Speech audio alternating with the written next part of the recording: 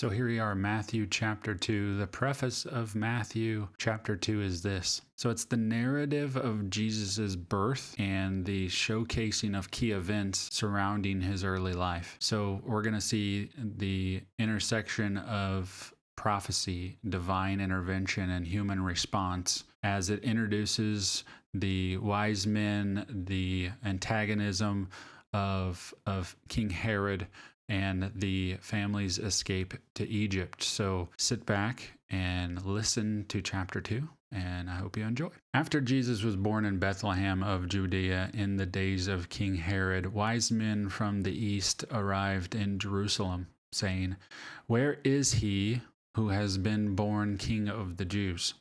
For we saw his star at its rising and have come to worship him."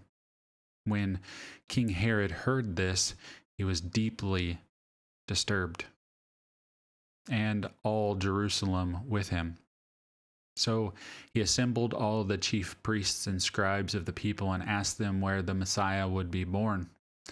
"In Bethlehem of Judea," they told him, "because this is what was written by the prophet. And you, Bethlehem, in the land of Judah, are by no means least among the rulers of Judah, because out of you will come a ruler who will shepherd my people Israel."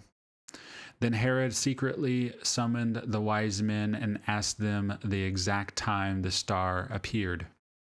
He sent them to Bethlehem and said, "Go and search carefully for the child. When you find him, report back to me so that I too can go and worship him."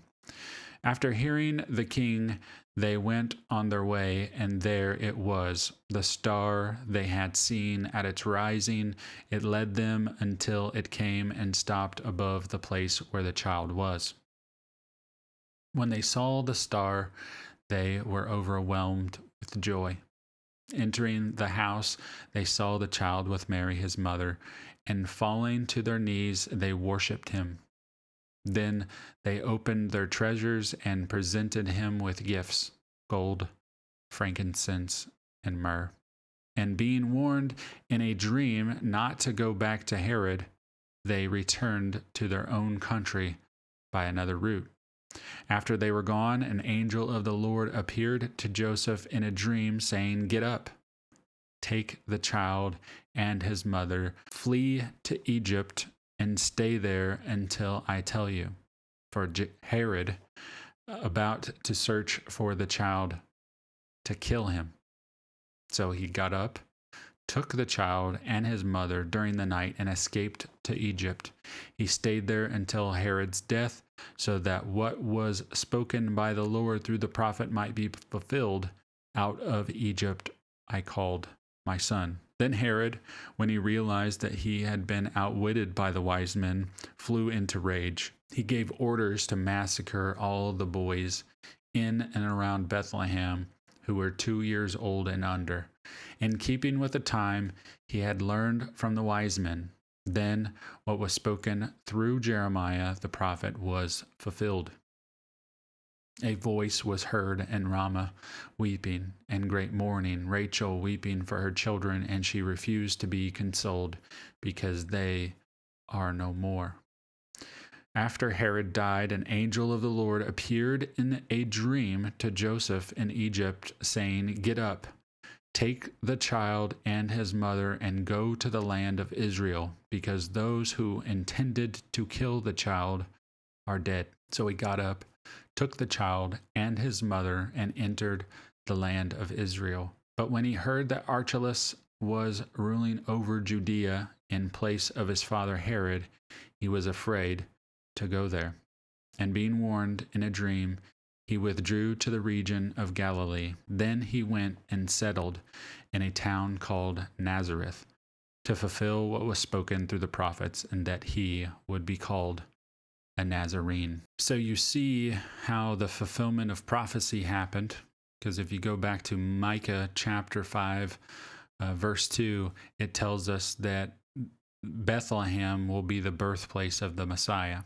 So that is what we are reading and why we're reading it, and then also how the wise men, or the Magi, guided by the supernatural star, showing this orchestrated North Star, as you would call it, to point them towards the Messiah. So these are all part of why we need to understand what we're reading. And this is all very well documented. So looking at the escape to Egypt and the massacre that King Herod did while trying to kill off all of the newborn male children in and around Bethlehem was probably one of the most gruesome things that could ever happen. So this is all just part of the historical documentation that we need to prove the existence of Jesus over the last 2,000 years. So it's important. And I hope you enjoyed this chapter 2 of Matthew, and we will see you again soon. God bless you. I hope you have a grand and wonderful day, and I hope God makes a way and gives you wisdom today with this. Take care.